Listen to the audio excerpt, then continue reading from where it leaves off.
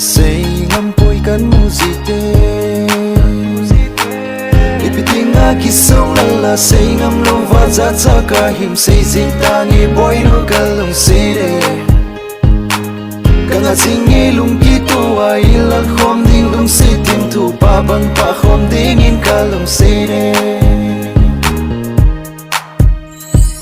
nei lung se lo ding ham se lo ding ham nei sang lo ding ham ko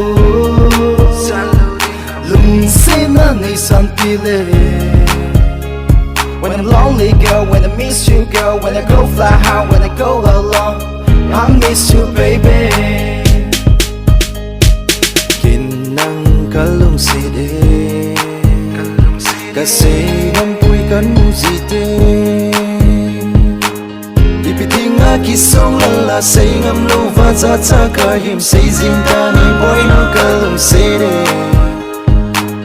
Kanga singi lung kito ai lal khom ding lung se ting tu pa bang pa khom ding in kalong sede kai he tim poi nang ka ngai hi ka te vale sang mang leng nu te su nang na hi kutima kan sui kutima kan ven kuting an sang me yo I love you bong am.